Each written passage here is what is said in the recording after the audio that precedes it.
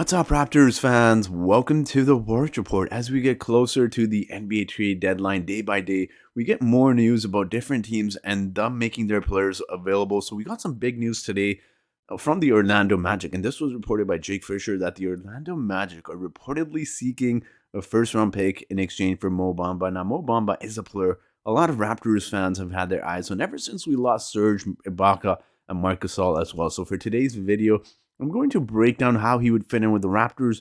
I'm going to show you some of his statistics as well as give you two different trade scenarios to acquire Mo Bamba and get him on the Raptors, as well as I'm going to show you some interesting picture about a former All-Star who was spotted in Raptors gear. So if you're ready for today's video, guys, make sure to hit the like button. If you want to hit the subscribe button, that'd be awesome as well. So with that being said, let's get into today's video. Now, as you guys know, I do like to give out shoutouts on my channel. So the shoutout for today's video goes to John Jakelick, who is back at it, killing those trivia questions. So John, thank you so much for supporting this channel. To your likes and comments, it's always appreciated. Now let's talk a little bit about Mo Bamba.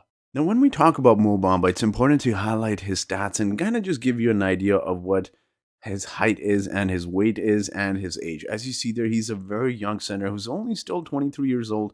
He's got that big, tall frame and 7 foot. He can be our 7-foot center who we've really needed ever since we lost our two big men from our championship team. But 7 foot, 231 pounds isn't the biggest of frames considering he's that tall.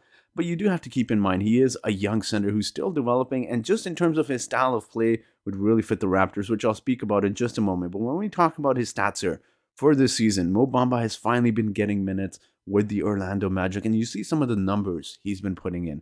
10.1 points per game, 8.4 rebounds, 1.5 assists, and the big number here, although it may not be very impressive, 33.3%, he's still hitting a lot of his threes as well. And when you take a deeper dive into some of his statistics, you'll notice that he has really improved in his free throw percentages over the years. Coming into the league, he's only shooting about 58.7% from the free throw line. You take a look at this season, 76.7%, so he's definitely improved in a lot of areas. Now, for whatever reason, as I talked about earlier, the Orlando Magic just were not giving him a lot of minutes. They did have Nikola Vucevic. We have to remember they did also have former Raptor, current Raptor, Cam Birch as well, if you recall. So he was kind of really behind in the depth chart at the center position. But they also have Wendell Carter Jr. as well, which is why Mo Bamba's rebounding numbers may not necessarily stand out at you, considering the fact that he's a 7-footer. 8.4 rebounds is still really good, don't get me wrong, but I think it's one of those scenarios we saw with the Raptors where they played Serge Ibaka and JV together, and you're obviously not going to average the same amount of rebounds when you're playing with another center out there. But when we talk about Mo Bamba, we do have to talk about salaries because we have to match salaries when we're acquiring a player. We can't just give up one first-round pick when we're trading for someone like Mo Bamba because he's making $7.5 million this season. So I'm going to give you guys two trade scenarios here. Let's jump into the first trade scenario. Now, this is a very simple trade here because the Raptors want Mo Bamba and the Magic want to give up, or at least they want a first-round pick, and they get that from the Raptors next season's first-round pick, top 8 protected from the Raptors, just in case the Raptors do, really stink it up next year. But I don't see that happening. And then they obviously get Chris Boucher for salary purposes as well. And I think this really works well for both teams. Obviously, Chris Boucher is an expiring contract, so I don't think the Magic really have to worry about, him digging into the salary cap situation there, but they get that first round pick from Mo Bamba, which is what they want. Now, I don't know if this would actually happen. I think the Magic would probably get a better offer. And I'm not sure, if I'm being honest with you, that Masai Ujiri would actually give up a first round pick. When you take a look at his trade scenarios throughout the years, he's rarely given up first round picks unless obviously it's for Kawhi Leonard. But in situations like that, Masai would. But I'm not sure he'd actually do it from Mo Bamba. I think this deal would be awesome for the Raptors. Now, I'll explain that in just a second. But I do want to get to my trade number 2 here. And this one, I say this because shout out to someone online in the Raptors community. They were saying we should acquire Terrence Ross as well.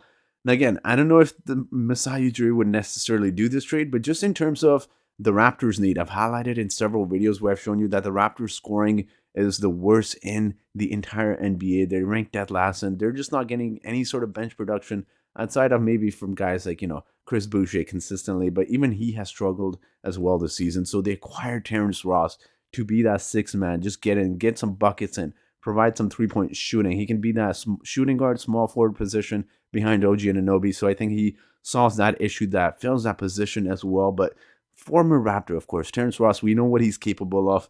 And we obviously get Mo Bamba as well. Now, the Magic here, They get an expiring contract in Goran Dragic for salary purposes, but also they get Isaac Bonga. Now, I think Raptors fans have really underestimated Isaac Bonga. I know everyone says we should just cut him, but we have to remember this Isaac Bonga is 21 years old.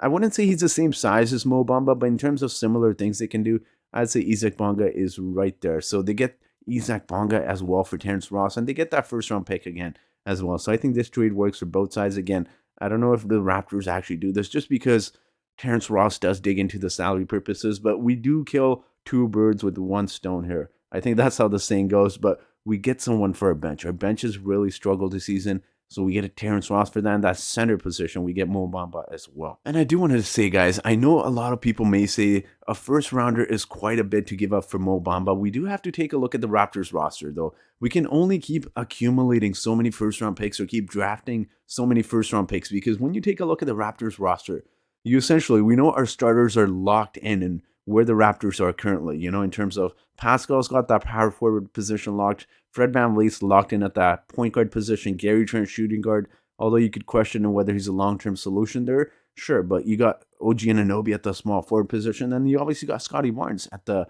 power forward / center, wherever you want to go with the small ball lineup. But in terms of accumulating these first-round picks, at some time, you do have to capitalize on them because the Raptors have a nice core of pieces.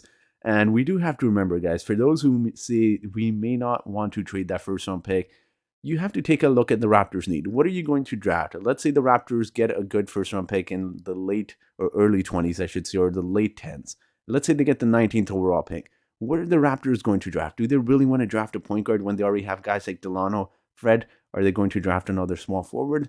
I'm not sure about that. And we're definitely not drafting a power forward. And even if we do draft a center, we need to realize that drafting a center takes several years to develop them. We saw that with Jonas Valanciunas. It took him a good 4 or 5 years before he became really good and really active on the Raptors roster. So sure, you could say we need to draft a center, but you get that in Mo Bamba, a 23-year-old who is so versatile in the way he's able to defend. He's a beast on the shot blocking. I forgot to mention his shot blocking, but when we were talking about his statistics, but he's averaging 2 blocks, I believe, per game. That is insane for the Raptors. They definitely need interior defense as well.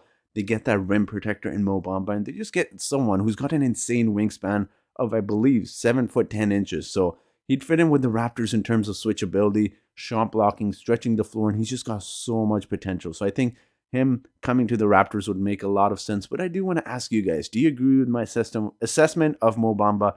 Do you like some of the trades I threw out there, or do you have something else in mind? Let me know your thoughts in the comment section below. And as always, guys, I do have a trivia question for you today. And that trivia question is, which of these teams have the Raptors beat in the playoffs multiple times? So obviously throughout the years, not in one playoff series, but which team have the Raptors beat in the playoffs multiple times? Is it A, Nets? Is it B, the Wizards? Is it C, Pacers? Or is it D, Bucks? So whoever answers this trivia question correctly first in the comment section gets a shout out in my next video. And it's promised, guys, that former All-Star who was spotted in Raptors gear was no other than John Wall. Now, obviously, this doesn't necessarily mean the Raptors are acquiring him. We know John Wall's got that insane contract, but it's just cool to see NBA players rocking Raptors gear. We know Raptors have some of the nicest gear. When you take a look at their shorts, really nice shorts, but this is not a rumor mill. I'm going to start saying John Wall to the Raptors. It doesn't necessarily mean anything.